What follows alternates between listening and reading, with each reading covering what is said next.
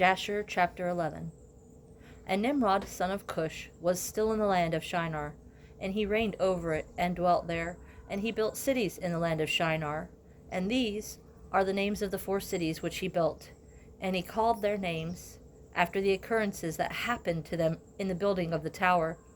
And he called the first Babel, saying, because the Lord confounded the language of the whole earth there. And the name of the second he called Erech, because from there God dispersed them. And the third he called Eched, saying, there was a great battle at that place. And the fourth he called Calneh, because his princes and mighty men were consumed there, and they vexed the Lord. They rebelled and transgressed against him. And when Nimrod had built these cities in the land of Shinar, he placed in them the remainder of his people, his princes, and his mighty men that were left in his kingdom. And Nimrod dwelt in Babel, and he renewed his reign there over the rest of his subjects, and he reigned securely. And the subjects and princes of Nimrod called his name Amraphel, saying that at the tower his princes and men fell through his means. And notwithstanding this, Nimrod did not return to the Lord, and he continued in wickedness, and teaching wickedness to the sons of men. And his son, Mardon, was worse than his father, and continued to add to the abominations of his father. And he caused the sons of men to sin. Therefore it is said, from the wicked goes out wickedness. At that time there was war between the families of the children of Ham, as they were dwelling in the cities which they had built. And Chedorlaomer, king of Elam, went away from the families of the children of Ham, and he fought with them, and he subdued them. And he went to the 5 cities of the plain, and he fought against them, and he subdued them, and they were under his control. And they served him 12 years, and they gave him a yearly tax. At that time Nahor, son of Serug, died, in the 49th year of the life of Abram, son of Terah. And in the 50th year of the life of Abram, son of Terah, Abram came out of the house of Noah, and went to his father's house. And Abram knew the Lord, and he went in his ways and instructions, and the Lord his God was with him. And his father Terah was still captain of the host of King Nimrod in those days, and he still followed strange gods. And Abram came to his father's house, and saw 12 gods standing there in their temples. And the anger of Abram was kindled when he saw these images in his father's house. And Abram said, as the Lord lives, these images will not remain in my father's house. So the Lord who created me will do to me, if in 3 days' time I do not break them all. And Abram went from them, and his anger burned within him. And Abram hastened and went from the chamber to his father's outer court. And he found his father sitting in the court, and all his servants with him. And Abram came and sat before him. And Abram asked his father, saying, Father, tell me, where is the God who created the heavens and earth, and all the sons of men on earth, and who created you and me? And Terah answered his son Abram and said, Behold, those who created us are in all with us in the house. And Abram said to his father, My lord, please show them to me. And Terah brought Abram into the chamber of the inner court, and Abram saw, and behold, the whole room was full of gods of wood and stone, 12 great images, and others less than they without number. And Terah said to his son, Behold, these are they which made all that you see on earth, and which created me and you and all mankind. And Terah bowed down to his gods, and he then went away from them, and his son Abram went away with him. And when Abram had gone from them, he went to his mother and sat before her. And he said to his mother, Behold, my father has shown me those who made the heavens and earth, and all the sons of men. Now therefore hasten, and fetch a kid from the flock, and make savory meat from it, that I may bring it to my father's gods, as an offering for them to eat. Perhaps I may thereby become acceptable to them. And his mother did so, and she fetched a kid, and made savory meat thereof, and brought it to Abram. And Abram took the savory meat from his mother, and brought it before his father's gods. And he drew near to them, that they might eat. And his father Terah did not know of it. And Abram saw on the day when he was sitting among them, that they had no voice, no hearing, no motion, and not one of them could stretch out his hand to eat. And Abram mocked them, and said, Surely the savory meat that I prepared has not pleased them. or perhaps it was too little for them, and for that reason they would not eat. Therefore tomorrow I will prepare fresh savory meat, better and more plentiful than this, in order that I may see the result. And it was on the next day that Abram directed his mother concerning the savory meat. And his mother rose and fetched 3 fine kids from the flock, and she made of them some excellent savory meat, such as her son was fond of. And she gave it to her son Abram, and his father Terah did not know of it. And Abram took the savory meat from his mother, and brought it into the chamber before his father's gods. And he came near to them that they might eat, and he placed it before them. And Abram sat before them all day, thinking perhaps they might eat. And Abram viewed them, and behold, they had neither voice nor hearing, nor did one of them stretch out his hand to eat the meat. And in the evening of that day in that house, Abram was clothed with the Spirit of God. And he called out and said, Woe to my father and this wicked generation, whose hearts are all inclined to vanity, who serve these idols of wood and stone, which can neither eat, smell, hear, nor speak, who have mouths without speech, eyes without sight, ears without hearing, hands without feeling, and legs which cannot move. Those that made them and that trust in them are like them. And when Abram saw all these things, his anger was kindled against his father, and he hastened and took a hatchet in his hand, and came to the chamber of the gods, and he broke all his father's gods. And when he had finished breaking the images, he placed the hatchet in the hand of the great God which was there before them, and he went out. And his father Terah came home, for he had heard at the door the sound of the striking of the hatchet. So Terah came into the house to know what this was about. And Terah, having heard the noise of the hatchet in the room of images, ran to the room to the images, and he met Abram going out. And Terah entered the room and found all the idols fallen down and broken, and the hatchet in the hand of the largest, which was not broken, and the savory meat which his son Abram had made was still before them. And when Terah saw this, his anger was greatly kindled, and he hastened and went from the room to Abram. And he found his son Abram still sitting in the house. And he said to him, What is this work you have done to my gods? And Abram answered his father Terah and said, Not so, my lord, for I brought savory meat before them. And when I came nearer to them with the meat that they might eat, they all at once stretched out their hands to eat, before the great one had put out his hand to eat. And the large one saw their works that they did before him, and his anger was violently kindled against them. And he went and took the hatchet that was in the house, and came to them and broke them all. And behold, the hatchet is yet in his hand, as you see. And Terah's anger was kindled against his son Abram when he spoke this.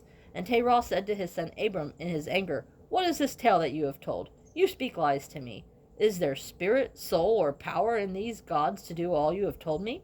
Are they not wood and stone, and have I not made them myself? And can you speak such lies, saying that the large god that was with them struck them? It is you that placed the hatchet in his hands, and then say he struck them all. And Abram answered his father and said to him, And how can you serve these idols, in whom there is no power to do anything? Can those idols in which you trust deliver you? Can they hear your prayers when you call on them? Can they deliver you from the hands of your enemies? Or will they fight your battles for you against your enemies, that you should serve wood and stone which can neither speak nor hear? And now surely it is not good for you, nor for the sons of men that are connected with you, to do these things. Are you so silly, so foolish, or so short of understanding, that you will serve wood and stone, and do after this manner? And forget the Lord God who made the heavens and the earth, and who created you in the earth, and thereby bring a great evil on your souls in this matter by serving stone and wood? Did our fathers in days of old not sin in this matter? And the Lord God of the universe brought the waters of the flood on them and destroyed the whole earth? And how can you continue to do this and serve gods of wood and stone, who cannot hear or speak or deliver you from oppression, thereby bringing down the anger of the God of the universe on you? Now therefore, my father, refrain from this, and do not bring evil on your soul and the souls of your household. And Abram hastened and sprang from before his father, and took the hatchet from his father's largest idol, with which Abram broke it, and ran away. And Terah, seeing all that Abram had done, hastened to go from his house. And he went to the king, and he came before Nimrod, and stood before him. And he bowed down to the king, and the king said, What do you want? And he said, I implore you, my lord, to hear me. Now 50 years back a child was born to me, and thus he has done to my gods, and thus he has spoken. And now therefore, my lord and king, send for him that he may come before you, and judge him according to the law, that we may be delivered from his evil. And the king sent 3 men of his servants, and they went and brought Abram before the king. And Nimrod and all his princes and servants were sitting before him that day, and Terah also sat before them. And the king said to Abram, What is this that you have done to your father and to his gods? And Abram answered the king in the words that he spoke to his father. And he said, The large God that was with them in the house did to them what you have heard. And the king said to Abram, Had they power to speak and eat and do as you have said? And Abram answered the king, saying, And if there is no power in them, why do you serve them, and cause the sons of men to err through your follies? Do you imagine that they can deliver you, or do anything small or great, that you should serve them? And why will you not sense the God of the whole universe, who created you, and in whose power it is to kill and keep alive? O foolish, simple, and ignorant king, woe to you forever! I thought you would teach your servants the upright way, but you have not done this. But you have filled the whole earth with your sins, and the sins of your people who have followed your ways. Do you not know, or have you not heard, that this evil which you do, our ancestors sinned therein in days of old, and the perpetual God brought the waters of the flood on them, and destroyed them all, and also destroyed the whole earth on their account? And will you and your people rise up now, and do like to this work, in order to bring down the anger of the Lord God of the universe, and to bring calamity on you and the whole earth? Now therefore, put away this evil deed which you do, and serve the God of the universe, as your soul is in his hands. And then it will be well with you. And if your wicked heart will not listen to my words to cause you to forsake your evil ways, and to serve the perpetual God, then you will die in shame in the latter days, you, your people, and all who are connected with you, hearing your words, or walking in your evil ways. And when Abram had ceased speaking before the king and princes, Abram lifted up his eyes to the heavens, and he said, The Lord sees all the wicked, and he will judge them. Chapter 12. And when the king heard the words of Abram, he ordered him to be put into prison. And Abram was in prison for 10 days. And at the end of those days, the king ordered that all the kings, princes, and governors of different provinces, and the sages should come before him. And they sat before him, and Abram was still in the house of confinement. And the king said to the princes and sages, Have you heard what Abram, the son of Terah, has done to his father? Thus he has done to him. And I ordered him to be brought before me, and thus he has spoken. His heart did not misgive him, neither did he stir in my presence. And behold, now he is confined in the prison. And therefore decide what judgment is due to this man who reviled the king, who spoke and did all the things that you heard. And they all answered the king, saying, The man who reviles the king should be hanged on a tree. But having done all the things that he said, and having despised our gods, he must therefore be burned to death, for this is the law in this matter. If it pleases the king to do this, let him order his servants to kindle a fire, both night and day, in your brick furnace, and then we will cast this man into it. And the king did so. And he commanded his servants that they should prepare a fire for 3 days and 3 nights in the king's furnace, that is in Kasdim. And the king ordered them to take Abram from prison and bring him out to be burned.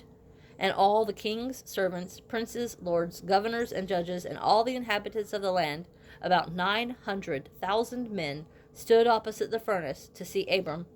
And all the women and the little ones crowded on the roofs and towers to see what was happening with Abram. And they all stood together at a distance. And there was not a man left that did not come on that day to behold the scene. And when Abram had come, the conjurers of the king and the sages saw Abram, and they cried out to the king, saying, Our sovereign lord, surely this is the man whom we know to have been the child at whose birth the great star swallowed the 4 stars, which we declared to the king now 50 years since. And behold, now his father has also transgressed your commands, and mocked you by bringing you another child which you killed. And when the king heard their words, he was exceedingly angry, and he ordered Terah to be brought before him. And the king said, Have you heard what the conjurers have spoken? Now tell me truly, what did you do? And if you will speak truth, you will be acquitted.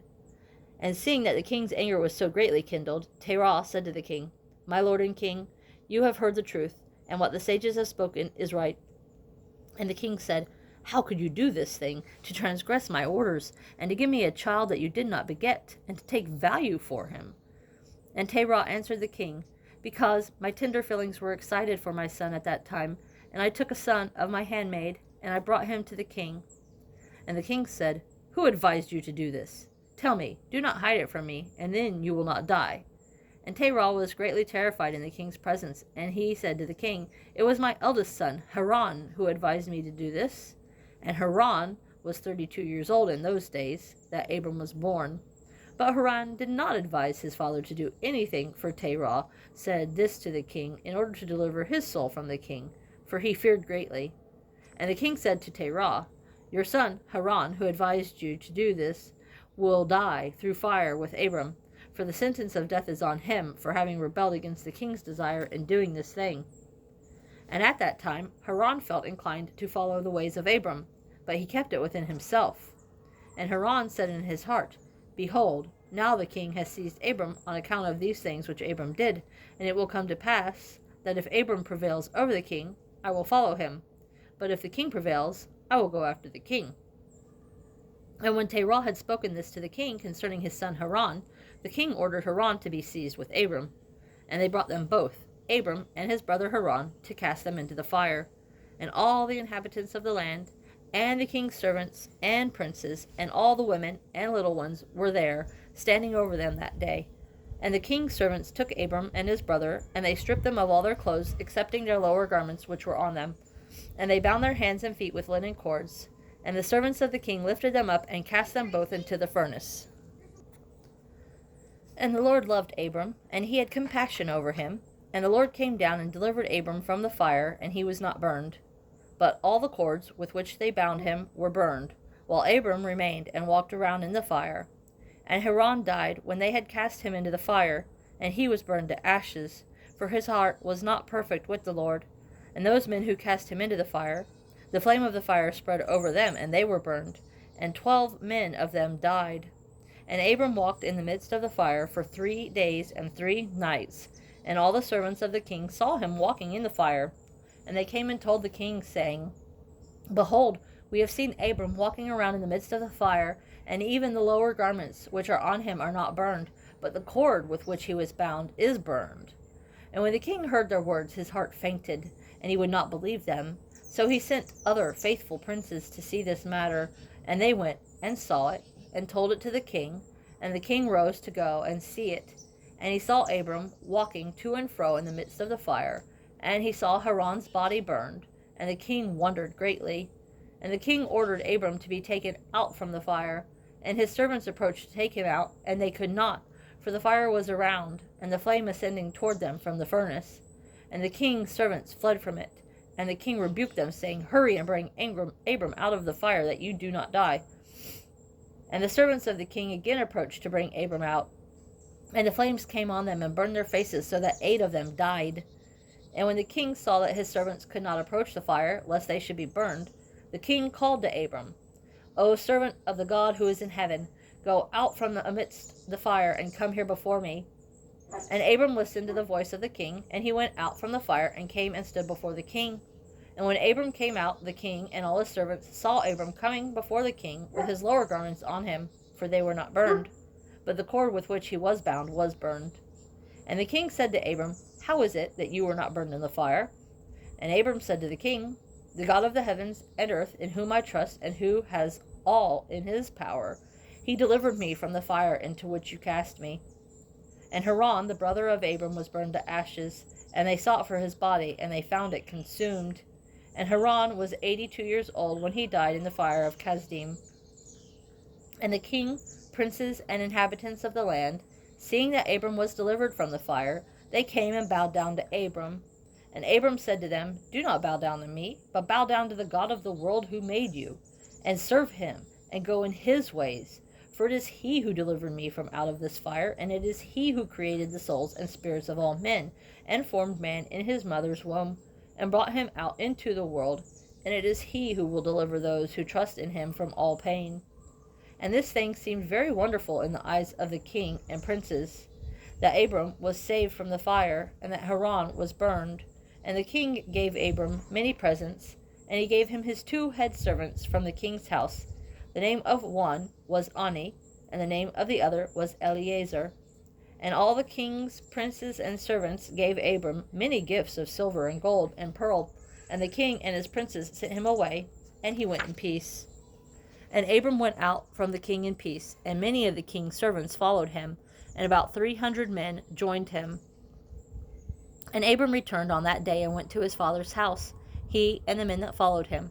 And Abram served the Lord his God all the days of his life, and he walked in his ways and followed his law. And from that day forward Abram inclined the hearts of the sons of men to serve the Lord. And at that time Nahor and Abram took wives for themselves. The daughters of their brother Haran, the wife of Nahor, was Milcah, and the name of Abram's wife was Sarai. And Sarai, wife of Abram, was barren. She had no offspring in those days. And at the expiration of 2 years from Abram's going out of the fire, that is, in the 52nd year of his life, behold, King Nimrod sat in Babel on the throne. And the king fell asleep and dreamed that he was standing with his troops and hosts in a valley opposite the king's furnace. And he lifted up his eyes, and saw a man in the likeness of Abram coming out from the furnace. And that he came and stood before the king with his drawn sword, and then sprang to the king with his sword, when the king fled from the man, for he was afraid. And while he was running, the man threw an egg on the king's head, and the egg became a great river. And the king dreamed that all his troops sank in that river and died.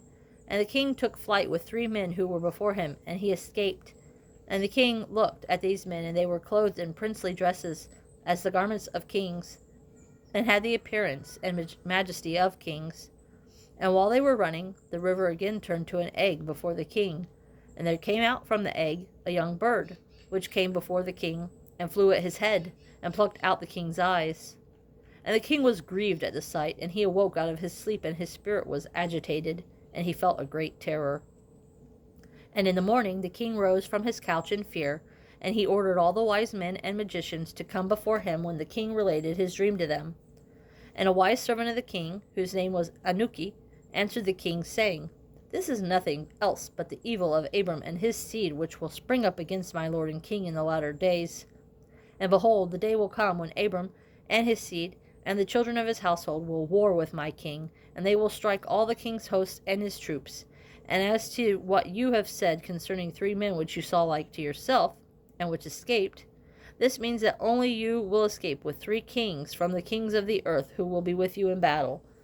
And that which you saw of the river which turned to an egg as it at first, and the young bird plucking out your eye, this means nothing else but the seed of Abram, which will slay the king in latter days.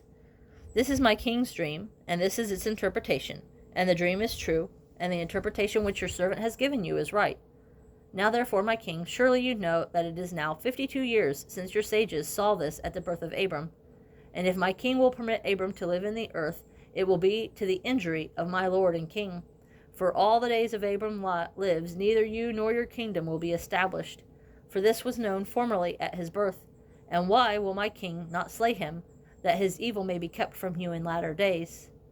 And Nimrod listened to the voice of Anuki, and he sent some of his servants in secret to go and seize Abram, and bring him before the king to suffer death. And Eliezer, Abram's servant, whom the king had given him, was at that time in the presence of the king. And he heard what Anuki had advised the king, and what the king had said to cause Abram's death. And Eliezer said to Abram, Hasten, rise up and save your soul, that you may not die through the hands of the king. For thus he saw in a dream concerning you, and thus Anuki interpreted it, and thus Anuki also advised the king concerning you. And Abram listened to the voice of Eliezer, and Abram hastened and ran for safety to the house of Noah and his son Shem, and he concealed himself there and found a place of safety. And the king's servants came to Abram's house to seek him, but they could not find him. And they searched throughout the country, and he was not to be found. And they went and searched in every direction, and he was not to be met with. And when the king's servants could not find Abram, they returned to the king. But the king's anger against Abram was stilled, as they did not find him. And the king drove this matter concerning Abram from his mind.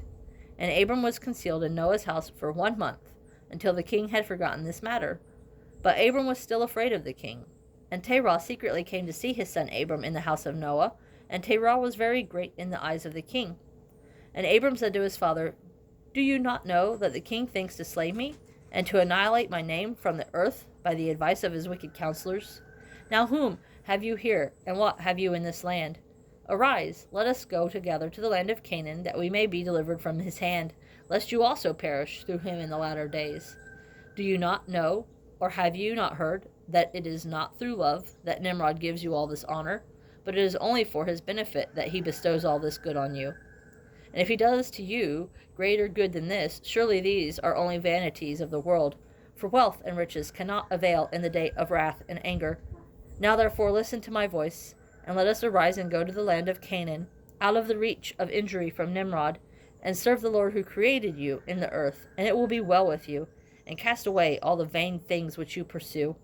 And Abram ceased to speak, when Noah and his son Shem answered Terah, saying, The word which Abram has said to you is true. And Terah listened to the voice of his son Abram, and Terah did all that Abram said, for this was from the Lord, that the king should not cause Abram's death.